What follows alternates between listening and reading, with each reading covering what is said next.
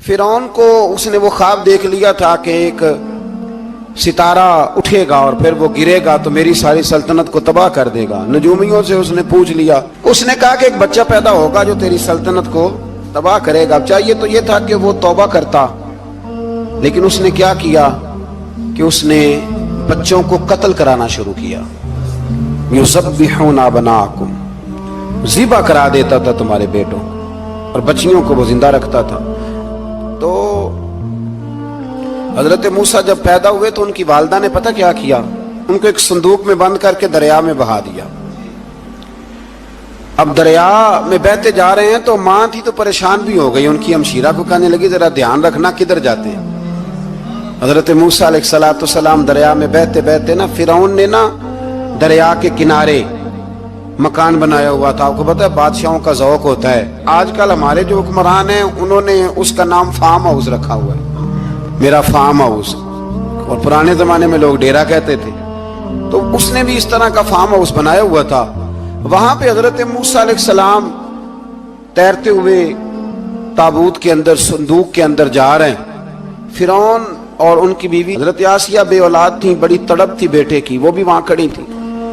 संदूक तैरता हुआ आया तो फिरौन ने कहा कि जाओ पकड़ के लाओ, देखो क्या है। जब वो लेके आए ना तो आपकी हमशीरा जो निगरानी कर रही थी परेशान हो गई कि ये तो उसके हाथ लग गए, ये तो अब मार डालेगा। लेकिन जब खूबसूरत और चमकता हुआ बच्चा देखा तो बीबी आसिया कहने लगी ये बनी इसराइल का है ही नहीं, ये तो पता नहीं कहां से बहता हुआ यहां आ गया है, तू ऐसे ही छोड़, ये पता नहीं कहां से आया, रख ना ले, रख ना ले। तो हजरत मूसा अलैहिस्सलाम वो कहने लगा नहीं उन्हीं के हैं, मूसा अलैहिस्सलाम उसी के हैं। तो आसिया कहने लगी तेरे तो सर पे ना बस भूत ही सवार हो गया, हर वक्त वही लोग तुझे याद रहते, ये पता नहीं कहां से बह के आया।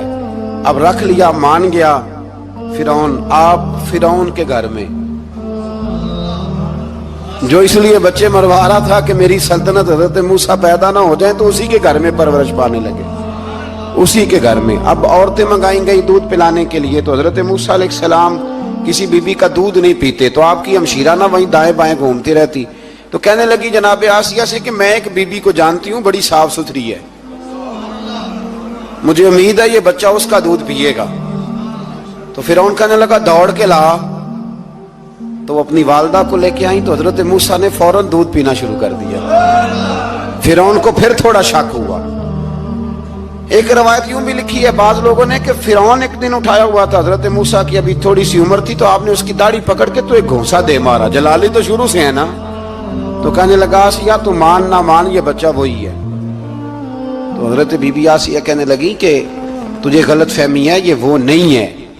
उसने कहा देखो ना, ये तू उठाती है तो प्यार करता है, और मेरे जब करीब आता है तो इसके लबो लहजे में मैं तलखी महसूस करता हूँ। उसने कहा बच्चों को क्या पता। खैर एक तरफ उसने खाने पीने की चीजें रख दी, एक तरफ अंगारे रख दिए। वो भी हजरत आसिया कहती हैं कि तुझे समझ आए बच्चे बच्चे होते हैं। हजरत मूसा बच्चे तो थे, पर थे तो अल्लाह के नबी ना, अल्लाह के नबी थे। जब उसने कहा ना ये बच्चे हैं, तो हजरत मूसा अलैहिस्सलाम बजाए अंगारों की तरफ जाने के, नबी थे, वो सीधे खाने पीने वाली चीजों की तरफ बढ़ने लगे। फिरौन कहने लगा आप बता। अल्लाह ताला ने हजरत जिब्रील को भेजा, उन्होंने कहा इधर नहीं जाना, आप उधर जाइए। तो आप आग की तरफ गए और एक कोयला उठा के जुबान पे रख लिया। तो आसी कहने लगी समझ आई, बच्चे को क्या पता किधर जाना है किधर नहीं जाना, अगर वो इतना ही ख्याल होता, वही बच्चा होता तो आग। और बाद मुफस्सिरीन ने लिखा है ये जो हजरत मूसा दुआ मांगते थे ना, रब्बी शरह ली सदरी व यस्सिर ली अमरी, ये वो आग का अंगारा जब कोयला मुंह में रखा था ना, तो उसकी वजह से जुबान में कुछ लुकनत आ गई। तो आप दुआ करते थे कि या अल्लाह मेरी जुबान की वो बंद गिरा खोल दे, ताकि मैं खुल के फिरौन के सामने बात कर सकूं। वहीं हजरत मूसा पलने लगे, वहीं पले, वहीं जवान हुए, वहीं अल्लाह ने सारी दौलतें दी, बहन भी मिली, माँ भी मिली, और सारे अजीजों का प्यार भी मिला। उसी घर के अंदर अल्लाह ने परवरिश करके फिरौन के जुल्म से बनी इसराइल को निजात अता फरमाई। मूसा भी फिरौन के घर में पलने लगे, और जब जवान हो गए तो फिरौन के यहाँ जो जुल्म होता था हजरत मूसा उस पर बोल पड़ते थे, जलाल फरमाते। तो फिरौन फिर नाराज नाराज रहने लगा, यहाँ तक कि उसने आपको निकाल दिया آپ تشریف لے گئے وہاں سے. تو حضرت موسیٰ ایک دن شام کے وقت دوبارہ آئے بستی میں، لوگ سوئے ہوئے تھے. تو دو آدمی، ایک بنی اسرائیل میں سے اور ایک فرعون کی اپنی قوم میں سے، وہ دونوں آپس میں جھگڑ رہے تھے. لیکن وہ جو حضرت موسیٰ کی بنی اسرائیل کی قوم کا شخص تھا، اس پر وہ قبطی، وہ جو فرعون کے قریبی لوگوں میں سے تھا، وہ ظلم کر رہا تھا اور بوجھ اٹھانے کی بات کر رہا تھا. اب اس نے حضرت موسیٰ کو پکارا کہ یہ دیکھے میرے ساتھ کس طرح کی بات کر رہا ہے. تو حضرت موسیٰ کا ارادہ بھی نہیں تھا، آپ نے بس اس کو سمجھایا. پر کچھ لوگوں کو سمجھ، تو حضرت موسیٰ نے پھر ایک مکہ مارا، ایک گھونسا مارا، صرف ایک ہی. یہ کئی تگڑے اور دلیر اس طرح کے بھی ہوتے ہیں کہ گھونسا ایک بھی برداشت نہیں کرتے. وہ ایک مارا، آدمی دھڑام سے زمین پہ گرا اور ماری گیا. حضرت موسیٰ کا ارادہ نہیں تھا لیکن وہ مر گیا. حضرت موسیٰ علیہ السلام نے اس بات پر اپنے رب سے استغفار بھی فرمائی. قرآن کہتا ہے کہ انہوں نے معافی چاہی کہ اللہ میرا ارادہ نہیں تھا. بہرحال اگلے دن نا حضرت موسیٰ دوبارہ آئے. وہ سنا کرتے تھے نا ہم کہ بیوقوف دوست سے عقل مند دشمن بہتر ہوتا ہے. وہ کم از کم دشمنی تو عقل مندی سے کرتا ہے نا، لیکن جو بیوقوف دوست ہو بیوقوف. حضرت موسیٰ دوبارہ آئے تو وہ بنی اسرائیلی اگلے دن کسی اور سے جھگڑا کر رہا تھا. پھر اس نے مدد کے لیے پکارا تو حضرت موسیٰ کہنے لگے مجھے لگتا یہ ہے کہ تیری عادت ہے، تو خود بڑا جھگڑالو ہے، تو نے روز نیا جھگڑا شروع کیا ہوتا ہے. حضرت موسیٰ جب اس کی طرف بڑے نہ ڈانٹنے کے لیے تو اس نے شور کرنا شروع کر دیا. کہنے لگتا ہے جس طرح آپ نے اسے کل قتل کیا تھا مجھے بھی قتل ہی کریں گے. یہ انسانوں کا مزاج ہے کہ آپ جب تک کسی کے طبیعت کے مطابق چلیں گے وہ راضی رہتا ہے، اور ذرا آپ اس کی طبیعت سے ہٹتے ہیں تو وہ شور کرتا ہے. اس نے کہا جی آپ مجھے بھی لگتا ہے ماریں گے. حضرت موسیٰ کلیم اللہ علی نبینا علیہ السلام کے بارے میں جب اس نے شور کیا تو بات پھر فرعون کے دربار تک گئی. وہ تو پہلے ہی بہانہ تلاش کر رہا تھا. اس نے کہا ڈھونڈو، پکڑو اور معاذ اللہ شہید کریں گے. کسی نے آ کے خبر دی کہ آپ جہاں سے ہجرت کر جائیں، اس لیے کہ آپ کے لیے یہاں حالات درست. اور بھائی یہ چھوڑ دیا کریں بات کہ فلاں آدمی کے حق میں فلاں جگہ حالات کیسے خراب ہوئے. تو نبی کریم علیہ السلام مکہ چھوڑ کے کیوں آئے؟ حضرت موسیٰ علیہ السلام نے ہجرت کیوں فرمائی؟ یہ ایک ایسی عجیب بحث ہے جس کو لوگ بلا وجہ چھوڑ دیتے، بلا وجہ چھیڑ دیتے. اور بالخصوص ایک خاتون نے ایک دفعہ مجھے پیغام دیا تو میں بڑی اس کی بات سن کے مجھے عجیب لگا. وہ کہنے لگی کہ دوسری جگہ میری شادی ہوئی ہے، مجھے طلاق ہو گئی تھی، تو مجھے ایک تانا روز سننے کو ملتا ہے تو اتنی اچھی ہوتی تو وہاں نہ رہ لیتی. تو بھئی یہ کوئی تانے والی بات ہے؟ کوئی ضروری ہے کہ بیوی غلط ہوتی ہے تو طلاق ہوتی ہے؟ اللہ کے محبوب علیہ السلام کی دو صاحبزادیوں کو ابو لہب کے دو بیٹوں نے طلاق بھیج دی تھی. کس کی غلطی تھی؟ تو آپ کیا کہہ سکتے ہیں یہاں کیوں طلاق؟ تو اتنی جلدی بات تھوڑی کر دیں گے آپ، تھوڑی احتیاط فرمائیں بولنے میں. تو حضرت موسیٰ علیہ السلام وہاں سے نکلے اور آپ مدین کی طرف چلے گئے. مدین وہ علاقہ تھا جہاں فرعون کی حکومت کوئی نہیں تھی. حضرت موسیٰ جیسے ہی وہاں پہنچے تو ان کے اندر ایک جذبہ تھا، ظلم ہوتا نہیں دیکھ سکتے. جب وہاں پہنچے تو انہوں نے دیکھا لوگ اپنے اپنے جانوروں کو گھاٹ پہ پانی پلا رہے ہیں اور دو خواتین ہیں وہ بالکل پیچھے کھڑی ہیں. تو حضرت موسیٰ کلیم آگے بڑھ کے کہنے لگے تم کیوں نہیں پانی پلاتی؟ تو وہ کہنے لگی ہمارا بھائی کوئی نہیں، باپ ہمارا بوڑھا ہے. اللہ اکبر. مجبوری یہ ہے، ہم ہیں بھی پردہ دار گھرانے کی، مجبوری ہماری یہ ہے کہ جب تک یہ سارے لوگ پانی پلا نہیں لیں گے اتنی دیر تک ہماری باری نہیں آئے گی. تو حضرت موسیٰ کلیم اللہ علیہ السلام فرمانے لگے اچھا یہ بات ہے تو جانور مجھے دو. وہ ہو یہ رہا تھا کہ چونکہ مرد پانی پلا رہے تھے تو اور جتنے بھی مرد آتے جاتے تھے وہ گھستے جاتے تھے اور عورتیں بیچاری کھڑی تھیں. حضرت موسیٰ جھٹ سے آگے بڑھے، پیچھے ہٹو. ان دو خواتین پاک باز عورتوں کے جانوروں کو پانی پلایا اور پھر آپ دوبارہ وہیں بیٹھ گئے. وہ بیویاں جلدی جلدی گھر گئیں، جا کے اپنے والد سے کہنے لگی ابا جی کمال ہو گیا، اس بستی میں ایک ایسا آدمی ملا ہے جو عورتوں کی طرف دیکھتا ہے تو نیکی کرنے کے لیے آگے بڑھتا ہے، جو مجبور اور بے کس کے لیے اچھے جذبات رکھتا ہے. فرمایا جلدی لاؤ، کچھ مفسرین اور طرف بھی گئے ہیں، لیکن جمہور نے لکھا ہے کہ وہ حضرت شعیب علیہ السلام تھے۔ حضرت شعیب نے گھر بلایا، اپنی ایک بیٹی کو بھیجا، فرمایا بیٹے بلا کے لاؤ۔ وہ جب گھر آئے تو آپ فرمانے لگے آپ میرے ساتھ اجرت طے کر لیں، 8 سال یا 10 سال آپ میری بکریوں کو چرائیں، میرے گھر میں رہیں۔ اور پھر فوراً ہی فرمانے لگے اگر آپ ہمارے گھر میں رہیں گے، دیکھ بھال کریں گے، تو میں اپنی ایک بیٹی کا نکاح بھی آپ کے ساتھ کر دوں گا۔ تو 8 سے 10 سال حضرت موسیٰ نے وہاں قیام فرمایا۔ اور پھر جب آپ کا نکاح ہو گیا تو آپ اپنی بیوی کو لے کے مصر کی جانب جا رہے تھے، تو رستے میں نا ٹھنڈ زیادہ ہو گئی، تو اپنی زوجہ سے کہنے لگے وہاں آگ جل رہی ہے، میں تیرے لیے آگ لے کے آتا ہوں تاکہ تو تاپ سکے، گرمی حاصل کر سکے۔ وہاں گئے تو درخت سے آواز آئی موسیٰ میں تیرا رب ہوں۔ درخت سے آواز آئی موسیٰ میں تیرا رب ہوں۔ اور حضرت موسیٰ کلیم اللہ کو وہاں وحی آنی شروع ہوئی، وہاں وہی اللہ تعالیٰ نے انہیں وہ عصا عطا فرمایا جو پھر بعد میں اژدہا بنتا تھا۔ رب کریم نے وہیں حضرت موسیٰ کلیم کو وہیں ید بیضا عطا فرمایا۔ اپنا ہاتھ گریبان میں ڈال کے نکالتے تھے تو چاند اور سورج کی طرح روشنی دیا کرتا تھا۔ ید بیضا لیے بیٹھے ہیں اپنی۔ میں کبھی کبھی کہا کرتا ہوں کہ مولا کے دینے کے انداز بڑے انوکھے ہیں۔ بھائی یوسف کو کنویں میں پھینکتے ہیں تو اللہ مصر کا حکمران بنا دیتا۔ تو پھر حضرت موسیٰ وہاں سے واپس آئے اور آ کر کے آپ نے دوبارہ وہ سارا نظام زندگی شروع فرمایا۔ موسیٰ علیہ السلام نے ان کو دعوت حق دی اور کہا کہ میں تمہارے پاس واضح نشانیاں لایا ہوں، بنی اسرائیل کو میرے ساتھ بھیج دو۔ فرعون نے معجزات پیش کرنے کے لیے کہا تو حضرت موسیٰ علیہ السلام نے اپنا عصا زمین پہ ڈالا، اپنا عصا، اپنی چھڑی، اپنا ڈنڈا زمین پہ ڈالا تو وہ ایک واضح اژدہا بن گیا۔ پھر حضرت سیدنا موسیٰ علیہ السلام نے اپنا ہاتھ گریبان سے نکالا تو وہ دیکھنے والوں کے لیے روشن ہو گیا، ہاتھ کے اندر نور پیدا ہو گیا۔ ید بیضا لیے بیٹھے ہیں اپنی آستینوں میں۔ فرعون کے سرداروں نے حق کو قبول کرنے کی بجائے اسے جادو قرار دے دیا اور کہا کہ یہ تمہیں اپنے ملک سے نکالنا چاہتا ہے۔ انہوں نے کہا اس معاملے کو ذرا ڈھیل دو اور جادوگروں کو جمع کرو۔ جادوگر آئے، انہوں نے فرعون سے کہا کہ ہم حضرت موسیٰ کے مقابلے میں جادو تو دکھائیں گے معاذ اللہ، لیکن اگر ہم غالب آ گئے تو پھر ہمارا انعام کیا ہوگا؟ سودا پہلے طے کرنا ہے، کیا انعام ملے گا؟ اس نے کہا کہ اگر تم غالب آ گئے تو میں تمہیں اپنا قریبی بنا لوں گا۔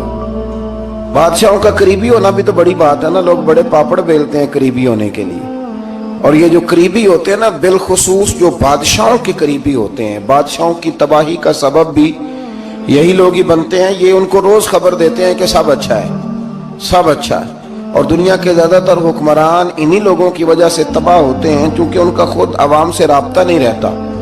اگر وہ خود عوام کے ساتھ ڈائریکٹ رابطہ کریں تو شاید انہیں اچھی اور صاف ستھری چیزیں سمجھنے کو مل جائیں۔ خیر، جادوگروں نے جب کہا ہمیں کیا لوگے تو اس نے کہا تمہیں قریبی بنا لوں گا۔ جادوگروں نے موسیٰ علیہ السلام سے کہا کہ آپ پہل کریں گے یا ہم پہل کریں؟ تو موسیٰ علیہ السلام نے کہا تم پہل کرو۔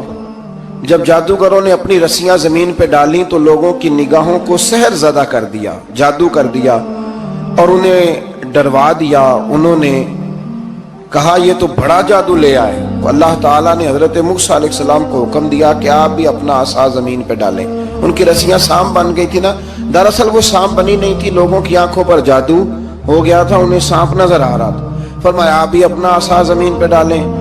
وہ عصا سانپ بنا اور جادوگروں کی ساری چیزوں کو نگل ہی گیا۔ ان کی بہت ساری رسیاں سانپ بنی تھی، ان کا ایک ہی عصا سانپ بنا اور سب کو نگل گیا۔ اس طرح کے معجزے کی حقانیت اور جادوگروں کا بطلان ثابت ہوا اور فرعونی رسوا ہو گئے۔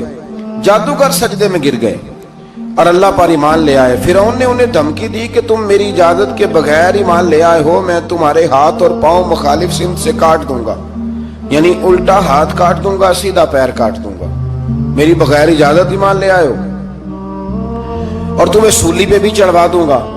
انہوں نے کہا کہ ایمان لانے کی پاداش میں تم ہمیں سزا دینا چاہتے ہو؟ پھر انہوں نے اللہ تعالیٰ سے صبر اور استقامت کی دعا کی۔ اس کے بعد فرعون نے بنی اسرائیل کے بیٹوں کو قتل کرنے کی اور بیٹیوں کو زندہ چھوڑنے کا حکم دے دیا۔ موسیٰ علیہ السلام نے قوم کو صبر کی تلقین کی اور کہا کہ نیک انجام اہل تقوی کے لیے۔ یہاں ایک لطیف بات ہمارے صوفیاء نے بھی لکھی ہے۔ صوفیاء کہتے ہیں کہ فرعون نے کلمہ نہیں پڑھا پر جادوگر کلمہ پڑھ گئے۔ وہ کس طرح کلمہ پڑھ گئے؟ تو کہنے لگے دراصل انہوں نے آتے ہی حضرت موسیٰ کا ادب بڑا کیا تھا۔ جادوگر حضرت موسیٰ کے مقابلے میں آ کے بھی ان سے کہتے ہیں کہ رسیاں آپ پہلے ڈالیں گے کہ ہم ڈالیں؟ آپ اصحاب پہلے رکھیں گے کہ ہم رکھیں؟ تو اتنا سا ادب کیا تو رب کریم نے فرمایا جو نبی کا ادب کرے وہ بے ایمان نہیں رہ سکتا۔ جو نبی کا ادب کرے وہ بے ایمان نہیں رہ سکتا، اور جو نبی کی بے ادبی کرے وہ ایماندار نہیں رہ سکتا۔ ختم ہو گئی بات۔ یہاں ہمارے صوفیاء نے یہ بات لکھی ہے کہ چونکہ انہوں نے آتے ہی کہا تھا کہ آپ پہلے ڈالیں گے یا ہم پہلے ڈالیں، تو حضرت موسیٰ سے انہوں نے پوچھ لیا، نبی کے پوچھے بغیر پہل نہیں کی تو اللہ نے انہیں ایمان کی دولت عطا کر دی۔ اللہ تعالیٰ نے فرعونیوں پر قحط سالی کا عذاب نازل کیا۔ فرعونیوں کا طریقہ یہ تھا کہ اچھائی کو اپنا کمال گردانتے تھے، کہتے تھے یہ ہماری طرف سے، اور برائی کو معاذ اللہ بدشگونی کے طور پر موسیٰ علیہ السلام کی طرف منسوب کرتے تھے، کہتے تھے معاذ اللہ آپ کی وجہ سے یہ سارا کچھ ہو رہا ہے۔ ہوتے نا نہیں کہتے ہیں جب سے میں وہاں گیا ہوں تب سے۔ ہمارے بزرگ ایک لطیفہ بھی سنایا کرتے تھے کہ کسی زمیندار نے نماز پڑھنی شروع کی تھی تو اس کے جانور مرنے شروع ہو گئے۔ اب لوگ سمجھتے ہیں کہ معاذ اللہ شاید یہ کسی بزرگ کے سبب سے ایسا ہے، حالانکہ یہ تو اللہ کی طرف سے آزمائش ہوتی ہے، اس کی حکمتیں ہوتی ہیں۔ اللہ تبارک و تعالیٰ نے ان پر عذاب کیا نازل کیا؟ آیت نمبر 130 اور 143 کبھی آپ سورہ اعراف کی پڑھیں تو اللہ تعالیٰ نے ان پر ٹڈیوں کا، جموں کا، مینڈکوں کا اور خون کا عذاب نازل کیا۔ یہ کس قسم کا عذاب ہے؟ جمعے پڑ گئے، ٹڈیاں آ گئیں، یہ اللہ نے عذاب نازل کیا۔ جب وہ عذاب میں مبتلا ہوئے تو موسیٰ علیہ السلام سے کہا کہ آپ اللہ سے دعا کریں کہ ہم سے یہ عذاب ٹل جائے، اگر ایسا ہوا تو ہم ایمان لے آئیں گے، بنی اسرائیل کو بھی آزاد کر دیں گے۔ لیکن موسیٰ علیہ السلام کی دعا کے نتیجے میں جب عذاب ٹل جانے کے بعد فرعونی پھر اپنے وعدے سے پھر گئے۔ بنو قریظہ والوں نے بھی کئی دفعہ حضور سے وعدے کیے پر اپنے وعدوں پر قائم۔ ایک بات آپ سے یہاں روک کے عرض کر دوں، ہم بھی کئی دفعہ کہتے ہیں ذرا بریک کبھی گاڑی کی نہیں نہ لگتی تو ہم ارادہ کرتے ہیں کہ آج سے ہی نماز شروع کر دینی۔ ذرا طبیعت زیادہ لیل ہوتی ہے تو ارادہ کرتے ہیں نا کہ بھائی آج کے بعد ہم نے نیک، پھر کیا ہوتا ہے؟ شفا ہو گئی تو چھٹی ہو گئی۔ یہ طریقہ درست نہیں، یہ تو کفار کا طریقہ بیان کیا نا قرآن پاک نے۔ یہاں فرمایا جب اللہ تبارک و تعالیٰ نے انہیں نجات دے دی تو اپنے وعدے سے مکر گئے، تو پھر اللہ تبارک و تعالیٰ نے بنی اسرائیل کو سمندر پار کر کے ایسی قوم کے پاس پہنچا دیا جو بتوں کی پرستش کرتی تھی۔ وہ تو بچ گئے لیکن فرعونی سارے دریا کے اندر غرق ہو گئے۔ حضرت موسیٰ علیہ السلام سے کہنے لگے کہ ہمارے لیے بھی یہ خدا بنا دیجئے۔ حضرت موسیٰ علیہ السلام نے فرمایا بت پرستی کرنے والے جاہل ہیں۔ یہ بت پرست قوم کے پاس جب گئے نا بنی اسرائیل والے، بت پوجتے ہوئے دیکھا تو کہنے لگے ہمارے لیے بھی سامنے بنا کے رکھ دو۔ فرمایا یہ تو جاہل ہیں، تم انہیں دیکھ کے اثر قبول کر رہے ہو، اور اپنی جاہلیت کے باعث یہ ہلاک ہونے والے بھی ہیں۔ پھر اللہ تعالیٰ نے بنی اسرائیل پر اپنی نعمتوں کا ذکر فرمایا، اور موسیٰ علیہ السلام نے اپنی قوم میں ہارون علیہ السلام کو اپنا جانشین فرمایا اور کوہ طور پر تشریف لے گئے۔ اللہ نے فرمایا وہاں آ جائیں، میں آپ کو تورات عطا کرتا ہوں۔ 40 دن کا یہ عرصہ تھا۔ موسیٰ علیہ السلام نے وہاں پہ جا کے، وہ سارا واقعہ بھی انہی آیات میں ہے کہ حضرت موسیٰ نے عرض کیا تھا کہ رب ارنی، یا اللہ میں تجھے دیکھنا چاہتا ہوں، تو فرمایا لن ترانی، تو نہیں دیکھ سکتا۔ وہ بھی یہاں اللہ نے ذکر فرمایا۔ پھر اللہ تعالیٰ نے اپنی ایک تجلی جب کوہ طور پہ ڈالی تو حضرت موسیٰ علیہ السلام تاب نہ لا سکے اور بے ہوش ہو گئے، اور پہاڑ بھی ریزہ ریزہ ہو گیا۔ اس کا ذکر بھی اللہ نے انہی آیات میں فرمایا۔ آیت نمبر 144 سے 155 تک حضرت موسیٰ علیہ السلام کو رسالت عطا کرنے، کلیم اللہ کا منصب عطا کرنے، تورات عطا کرنے کا ذکر ہے۔ آگے چل کے بتایا کہ جو متکبر لوگ ہیں نا وہ آیات الہیہ سے منہ پھیرتے ہیں، اور جو لوگ اللہ کی آیات اور قیامت کو جھٹلاتے ہیں ان کے اعمال باطل ہیں۔ پھر موسیٰ علیہ السلام کے کوہ طور پر قیام کے عرصے میں بنی اسرائیل کے زیورات سے بچڑا بنا کر اسے معبود بنانے کا ذکر ہے۔ ان میں ایک جادوگر تھا سامری، سنا ہے سلالہ میں اس کی قبر ہے۔ حضرت موسیٰ کوہ طور پہ چلے گئے تو اس نے پیچھے سے سونے کا ایک بچڑا بنا لیا، اس میں سونے کی تاریں اس کے منہ میں لگائیں، ہوا چلتی تھی تو بجتی تھی۔ اتنے کمزور عقیدے کی یہ قوم تھی کہ انہوں نے فٹافٹ ماننا شروع کر لی، فٹافٹ ماننا، کہنے لگے یہ ٹھیک ہے۔ چنانچہ موسیٰ علیہ السلام جب واپس آئے تو قوم پر غصے اور افسوس کا اظہار فرمایا اور کہا میرے پیچھے تم نے ایسا برا کام کیا ہے۔ انہوں نے تورات کی تختیاں بھی زمین پہ ڈالی اور اپنے بھائی ہارون علیہ السلام کا سر پکڑ کے اس سے جواب طلبی کی۔ انہوں نے کہا اے میرے ماں جائے، بڑے خوبصورت لفظ ہے قرآن پاک، اے میرے ماں جائے، اے میرے بھائی، قوم نے مجھے بے بس کر دیا اور قریب تھا کہ یہ مجھے قتل بھی کر دیتے۔ اب آپ مجھ پر سختی کر کے دشمنوں کو ہنسنے کا موقع نہ دیں، کبھی بھی دشمنوں کو اپنے اوپر ہنسنے کا موقع نہ دینا چاہیے۔ پھر آیت نمبر 151 میں موسیٰ علیہ السلام کی دعا اور کلمات استغفار کا ذکر ہے۔ آگے چل کے بتایا کہ غصہ ٹھنڈا ہونے پر موسیٰ علیہ السلام نے تورات کی تختیوں کو اٹھایا جن کی تحریر میں اللہ سے ڈرنے والوں کے لیے ہدایت اور رحمت کی بشارت تھی۔ آیت نمبر 156 سے لے کر 158 تک میں موسیٰ علیہ السلام کی دعا کا ذکر ہے، جس میں انہوں نے اپنی قوم کے لیے اللہ تعالیٰ سے دنیا اور آخرت کی بھلائی مانگی۔ اللہ تعالیٰ نے فرمایا یہ کامل نعمت میں ان لوگوں کو عطا کروں گا جو ایمان کے ساتھ تقوی بھی اختیار کریں گے، یہ انہیں ملے گی نعمت، اور پھر وہ زکوٰۃ دیں گے اور اس عظیم رسول یعنی نبی کریم صلی اللہ تعالی علیہ وآلہ وسلم کی وہ پیروی کریں گے۔